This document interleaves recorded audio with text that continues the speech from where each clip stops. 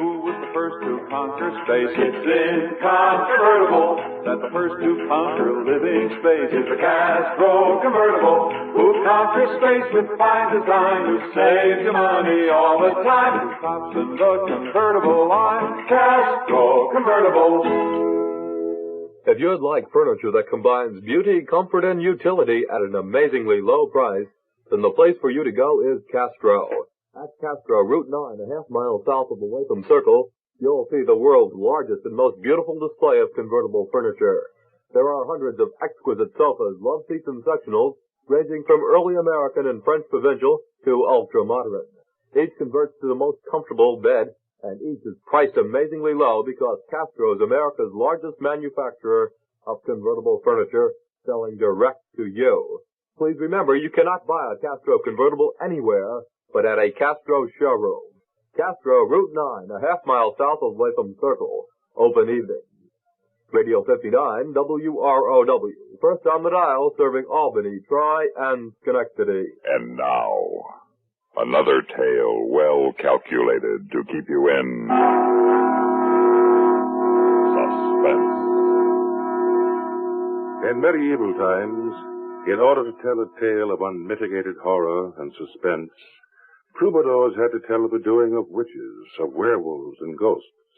But today, all that's changed. With the coming of science, nobody believes in werewolves anymore.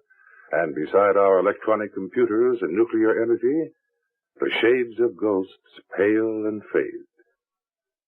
The setting of tonight's story is here. The time is now. And the most important member of the cast is you. Remember that. Remember that, then, as we listen to Tonight at 5:55 by George Bamber.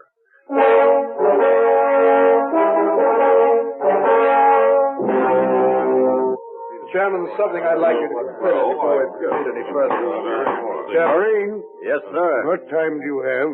17:30 hours, sir. Make that read 17:32 exactly. Yes, sir. Take up a position of guard outside the door and lock it. No one is to enter or leave this room for the next 25 minutes under any circumstances. Is that clear? Yes, sir. I would like to... Silence, gentlemen. Quiet, please. Quiet. We have a very urgent matter before the committee. One which we must make a recommendation on as quickly as possible. I have in my hand an official communique that just came over the wire 5 minutes ago. In effect, it is an ultimatum. They have given us 30 minutes to surrender or be destroyed. What? This is it, gentlemen. What are you talking We about? either surrender or die. This is the showdown. According to this cable, either we agree to throw ourselves open for occupation, or they promise to unleash a barrage of intercontinental missiles such as the world has never seen. As it stands now, we have less than 21 minutes and 30 seconds in which to decide what to recommend to the executive. Our time runs out at 5:55. I don't believe it. There it is. Read it for yourself. Let me see that.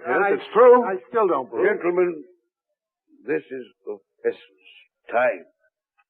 We must decide what we're going to do and do it quickly. Have our forces been alerted? Yes. The executive office issued a top priority alert as soon as the wire came in. At this moment, all available aircraft are taking off armed with missiles carrying nuclear warheads. At our missile bases here and overseas, crews are standing by ready to go into countdown. Of course, everyone thinks it is a routine practice alert to avoid panic. But they are fully armed and will attack in earnest the minute he gives the word, should we recommend it. Then by all means attack. Attack now while we still have a chance. Mr. Williams, this advisory group was formed because the decision to attack was considered too grave a responsibility for one man to take upon himself. If we recommend attack at all, it will only be by common agreement. Yes, Dr. Harris. I hesitate to point out that any such attack without first being attacked would be against policy and tradition. Their wire is essentially the same as an attack. A mere telegram is hardly the same thing. Dr. Harrison, the days when one nation assaulted another by throwing an army at the coastline are over. In modern warfare, a nation can be completely wiped out in 30 minutes. We must attack now while we have the ability. May I point out that some reports indicate that they have a missile superiority of 3 to 1. Reports have been wrong before. But if they are right and we fire 100 missiles and cancel one of theirs for every one of ours, that would still leave 200 missiles for them to answer with. I'm not talking about sheer number of missiles. I'm talking about bases. The more bases we destroy, the fewer missiles they have. I know of cases where they have as many as 20 missiles stockpiled at one base. Suppose we knocked out a base for every one of our missiles. Reports indicate they still have twice as many launching pads as we. Intelligence is not infallible. I personally can recommend several occasions in the last war when they grossly exaggerated. Well, I believe they're more reliable than your anecdotes. Please. Now, this cannot degenerate into a mere clash of personalities. If we're to decide anything, it must be done quickly and without emotion. Mr. Tice, do you have anything to add to what's been said? Yes, I wonder if I might use the phone. Why? I'd like to call my wife. She's in Washington, and it is most certain to be one of their key targets. If I warn her now, she could jump in the car. I'm sorry, no. But in 20 minutes, she could be well clear of the blast area. Mr. Tice, I have been instructed to keep this information within the confines of this room, for the simple reason that others would feel exactly as you. Each person would have one other he wants to tell. In no time, the highways would be jammed with speeding cars. And in the panic to escape, the traffic fatalities alone would be incalculable. But this is my wife. If it would wife. make you feel any better, Mr. Tice, I could have had my own family in a plane headed for another continent. But I resisted that temptation. We're all in this together. Aren't you going to tell the people? They will be told in time. But they must be told now. All they want is a chance to escape. You can't escape nuclear warfare by running. Some of them could. Maybe not all, but some of them would. Gentlemen, surely you're not so distraught that you've forgotten the basic facts of nuclear warfare? Certainly some will escape the immediate blasts. Most of those living in the more desolate parts of the country will. But they will still have to survive radioactive fallout. The only ones who will survive both blast and fallout will be the ones with underground shelters. And there will be 20 minutes from the time the first missile appears on our early warning screens until the first impact. Plenty of time to warn the people with shelter to go to it and not give panic any more time to wreak destruction than it already has. Gentlemen, the people will be warned. Shall we proceed? All those people just sitting there, waiting. My wife. My poor wife. We have exactly 17 minutes until 5:55. Shall we proceed?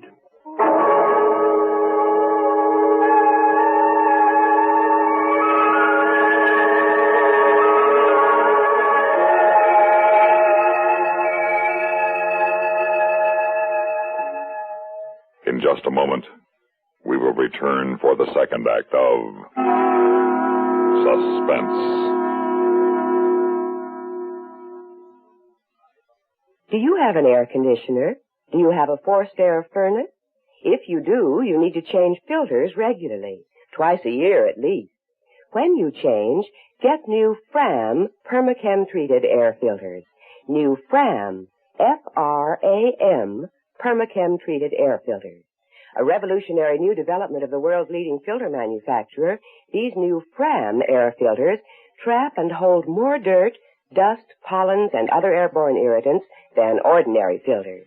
But even more important, they are the only filters which contain Permachem, the permanent germicidal chemical which kills 99+% of all germs trapped. Keep the air in your home hospital clean with new Fram Permachem-treated air filters. They're guaranteed by Good Housekeeping magazine. Ask your dealer for the brand new Fram change-it-yourself filter kit that fits all room air conditioners, or have your serviceman change filters for you.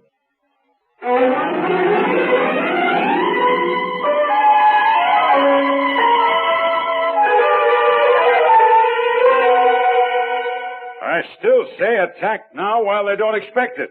The more we destroy now, the less they can hurt us later on. The American people will authorize the use of their armed might for nothing but retaliation. If we don't attack now, there can be no retaliation. We'll have plenty of time before the missiles arrive. By that time, it won't matter anymore. Please, gentlemen. Now, we're not going to accomplish anything with heated argument.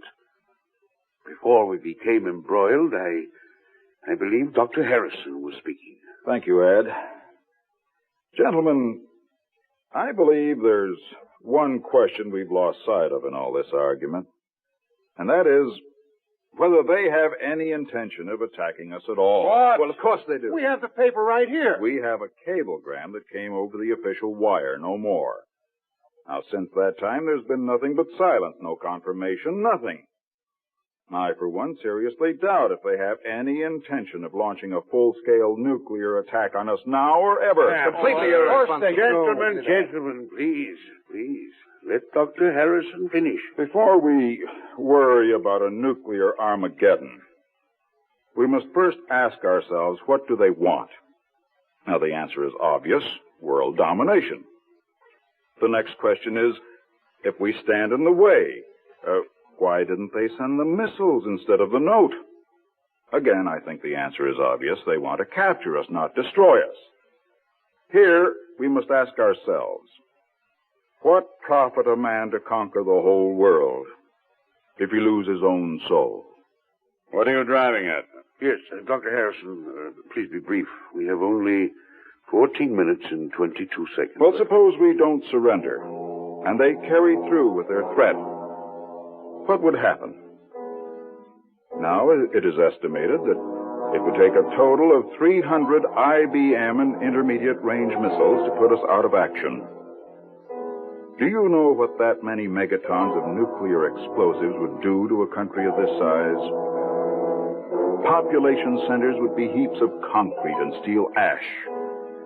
A huge cloud of radioactive filth would blanket the earth, dropping out thousands of tons of radioactive death, killing off what little population we had left, polluting the hills and streams and even the grass, so that this great nation, the world's most productive and richest consumer market, would become a radioactive wasteland, a dark continent where even the natural resources are inaccessible. We are all well aware of the effects of radioactive fallout. Yes, but that's only what will happen if we sit here and do nothing. But we know we won't do that. As soon as the first enemy missile breaks over our horizon, we will unloose a missile to answer it. The 300 will be multiplied by 2, making 6, possibly 7 or 800 thermonuclear explosions. The cloud blanketing this country will have a sister cloud over theirs, and the 2 radioactive clouds will drift eastward, raining death and destruction as they go. Gentlemen, an all-out nuclear attack would mean suicide to them as well as to us, and they have no intention of committing suicide. And why do they send the cable? Because they're gambling. I consider this cable to be no more than a bluff, as if this were no more than a huge international poker game. And they're trying to get us to fold without calling their hand. We don't have to call. We know what they've got. Yes, but we're not sure what they're going to do with it. That's what they're gambling on. I say if we stand pat, ignore their ultimatum, when 5:55 comes, the only thing that will happen will be a routine reopening of communications and perhaps an official apology for the inexperienced clerk who created the cable for a joke and sent it by accident. Preposterous. This is international politics, not poker. Yes, the stakes are higher. They're gambling that they can capture the most powerful nation in the world without risking a single man, without firing a single shot. Now, just a minute. Suppose what you say is true. How do they know that their cablegram won't jar us into the very thing you say they want to avoid, a panic retaliation? We haven't yet. That doesn't mean we won't. That's the safest part of their gamble. To do so would be suicide. The odds that we will commit suicide are about 50 million to 1. I object to having something as serious as this reduced to the level of mere chance, a simple game of suicide or survival. But there, the odds are only 5 to 1. They're natural gamble. Oh, this is preposterous. Gentlemen. This is a waste. I'm moving. Gentlemen, please. Now, whether you agree or not with Dr. Harrison's theories concerning their motivation in sending this cable, I think you must agree with one thing, his estimate of what we will do in the present circumstance. To order a nuclear attack before we are sure we are under attack would not only be out of keeping with American tradition, it would be suicidal. The moment the first missile breaks above our horizons, we will have no recourse but to answer that attack. But until that moment comes, we can only watch and wait and be prepared. If there's no further objection, I will phone the executive office of our recommendation. Yes, sir? This is advisory 1. Put me through to command at once. Yes, sir.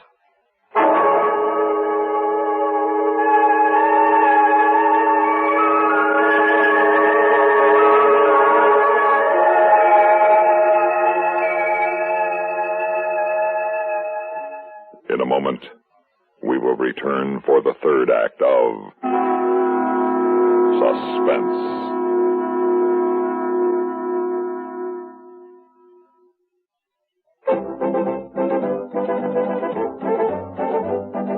Winston tastes good like a cigarette should. Winston tastes good like a cigarette should.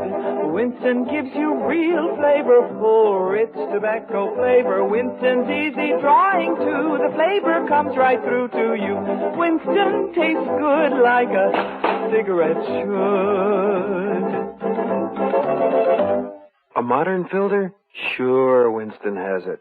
But that's only the beginning of a Winston. Up front, up where it really counts, Winston packs exclusive filter blend.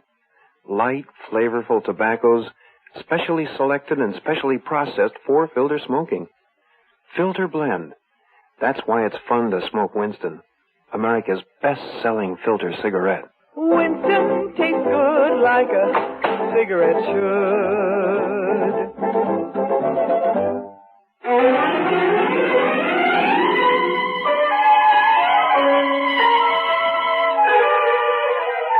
What time is it? 5:46 and 45 seconds. What do you suppose they're doing? I don't know.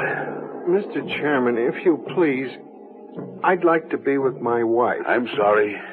But what more good am I here? We've already made up our minds. If I leave now, there's still a chance that I can get to her. We'll know what is going to happen at 5:55. You can leave then. Not before. Yes? Monitoring stations overseas report negative, sir. Nothing. All stations went off the air 25 minutes ago. How about the overseas radio service? Have they got any news reports? I don't know, sir. Let me check that. They're definitely up to something. We knew that when we got the cable down. I say we must attack now. Hello, sir. Yes? Quiet, please. Go ahead. Overseas radio service off the air. Do we have any intelligence reports at all? I don't know. I'll have to check and call back. Very good. How much more evidence do you need? They've captured the entire continent. It'll only be a matter of moments before they begin their attack on us. The silencing of ORS means nothing. It could be nothing but a precautionary measure on our part. I'll turn on the monitor. That'll keep us in constant touch with our Mid-Continent Operations Center. Early warning systems report negative. Satellite monitoring report negative. All skies are clear. Stand by for further information. There, you see? Yes, the calm before the storm. I demand that we do something stronger than merely recommend. If necessary, we should supersede executive authority and take matters into our own hands. Mr. Williams, the command to attack can come only from one man, and it will be taken only from him. I'm sure that he will give no such order until the first missile breaks over our horizon. Until that time, I suggest you sit down and wait.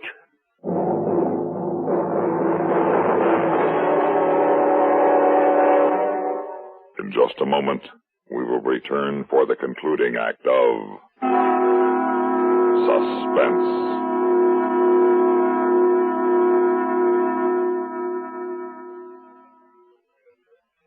Thirsty people everywhere prefer ice-cold Pepsi-Cola.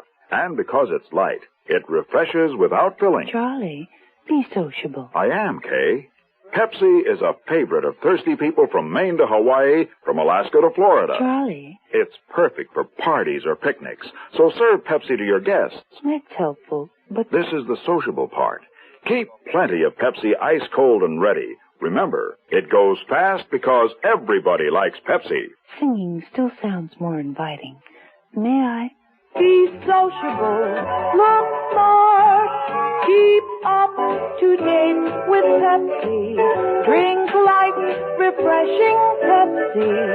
Stay young and fair and debonair. Be sociable, have a Pepsi. But singing doesn't say, pick up an extra carton of Pepsi today. Better yet, get a case. You do that.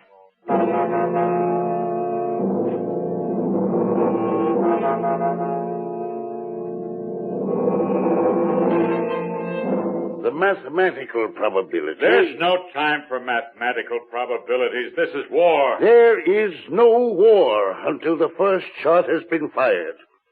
And that has not happened. And if it does happen, I'm sure we will be the first to be notified. Yes? It's your wife, sir. You know better than to put through a call like that. Well, I'm sorry, sir, but she said you left orders to be called at work no matter what. It seems it's your granddaughter's birthday, and you gave her permission to call you on the telephone. 45 seconds to signal. Very well. Put her on. Grandpa? Hello, Patty. Happy birthday, Grandpa. No. Happy birthday, Patty. Today's your birthday. Is Grandma there? Yes. 30 seconds to signal. Well, look, Patty, Grandpa's very busy now. Would you give Grandma a kiss for me and then hang up? Yes. Goodbye, Patty. Happy birthday, Grandpa. 15 seconds. Anything new? The sky is clear on all horizons. Well, all we can do now is watch and wait. And hope. 10 seconds to 0. At the signal, it will be 5:55 exactly. 6, 5, 4, 3, 2.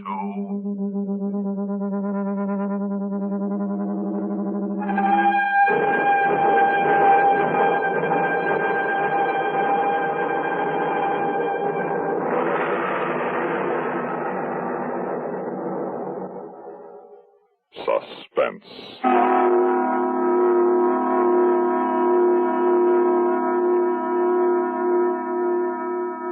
You have been listening to Tonight at 5:55, written for Suspense by George Bamber. In a moment, the names of our players and a word about next week's story of Suspense.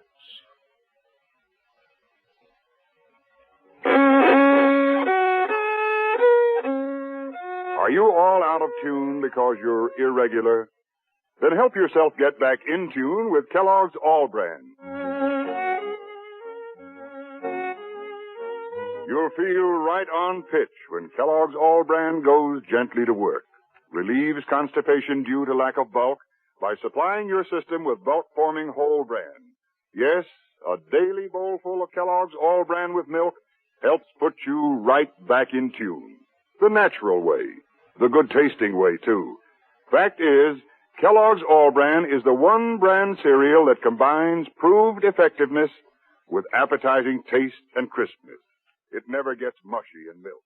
So remember, if constipation's a problem, gentle it away, as millions do, with Kellogg's All-Bran. The good food way to keep regular as clockwork. ALL-BRAN. Kellogg's All-Bran. At your grocers.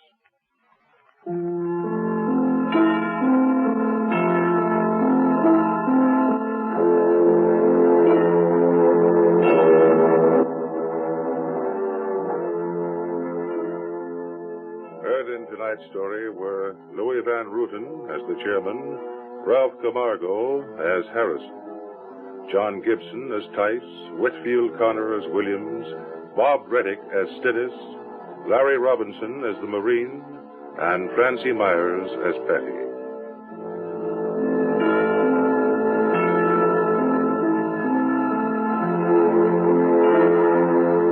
Listen again next week when we return with One More Shot by William N. Robeson. Another tale well calculated to keep you in suspense. The latest news follows, then Have Gun Will Travel on CBS Radio.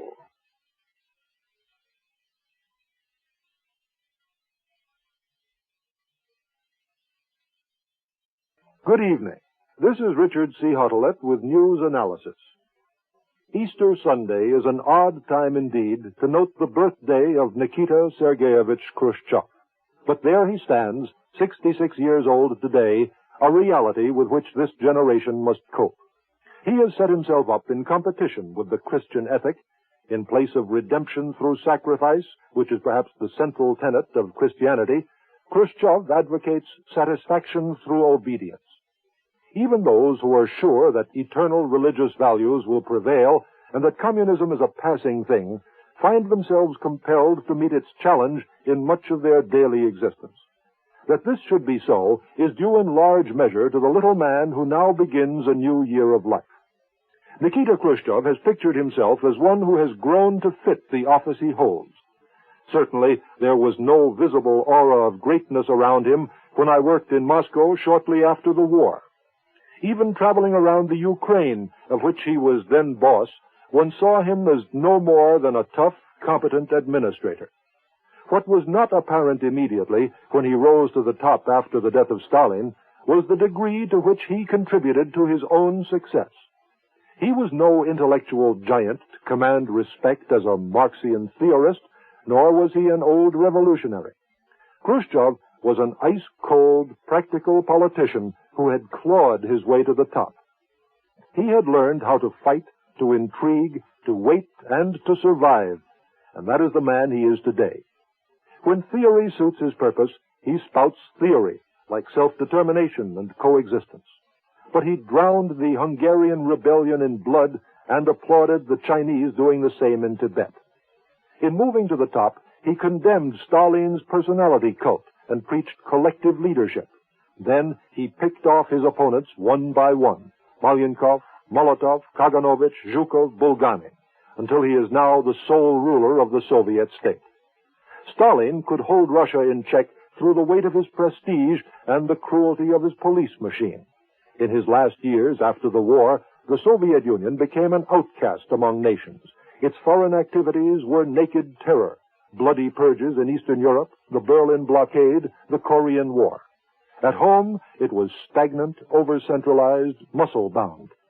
When Khrushchev took over, he could not have continued Stalin's policy even if he had wanted to. As a practical man, he had to ride the forces of change that burst out all over. And this he has done, following no ideological formula, but only his healthy instinct for power. Russia needs more food, so he took a gigantic gamble in plowing up 90 million acres of virgin land where rainfall is uncertain. He liquidated the state's motor tractor stations and gave the peasants the incentive to produce. He decentralized industry to slip off the straitjacket of top-heavy planning and dissolved the old internal empire of the secret police. He has appealed for the support of the growing technical and managerial class, given it a slogan and an effort that appeals to pride, patriotism, greed, and ambition. Catch and surpass the United States. Khrushchev does not tolerate political freedom, much less opposition. He has the means of iron control. But his hand is not as heavy as Stalin's, and he has given his people a razzle-dazzle show of success. His Sputniks led man into space. His 7-year plan has the economy booming, even providing more consumers' goods. He has organized the satellites in a rational economic system and embarked on a long-range program of penetration in Asia, Africa, and Latin America. He turns crises on and off, arranges trips around the world, and sets the terms on which a summit conference convenes. Today, at the peak of his career, unrestrained by any constitutional checks and balances, unhampered by political opposition or public hostility, he is probably the most powerful individual in the world. Alert, shrewd, resourceful, bursting with energy, he is also a ham actor and a stage manager par excellence. These are the qualities with which he has seized the initiative in the Soviet Union and in his dealings with the West. It is not that he has a superior creed or even that he necessarily follows a communist doctrine. His advantage stems largely from the confusion and lethargy of his Western opponents, particularly where Christian peoples have found it convenient to abandon Christian principles and where the Easter message of sacrifice as the means of redemption falls on deaf ears. This is Richard C. Hottelet, recorded in Washington. This is the CBS Radio Network. Don't save once, save twice. Don't pay more, pay less. Get your king-size deal right now at King Cadillac Oldsmobile, 809 State Street, Schenectady. Here's how to save twice. Buy a new 1960 Oldsmobile at King Cadillac Oldsmobile and you buy it for less. Trade your old car at King Cadillac Oldsmobile and you trade it for more. It means double savings for you. Buy your new 60 Oldsmobile right now and King gives you a book of 12 lubrication coupons. That's a year's free lubrication for your new King Olds. King Cadillac Oldsmobile makes it so easy to own the Oldsmobile you've always wanted. You pick the King credit plan tailored just for you. Save 2 ways right now and get those free lubrication coupons. King Cadillac Oldsmobile with new Cadillacs, new Oldsmobiles, and 75 tested used cars at 809 State Street, Schenectady. Open daily till 9, Saturdays till 6. It's a king-size invitation for you. Radio 59 WROW, the news station for the Tri-Cities.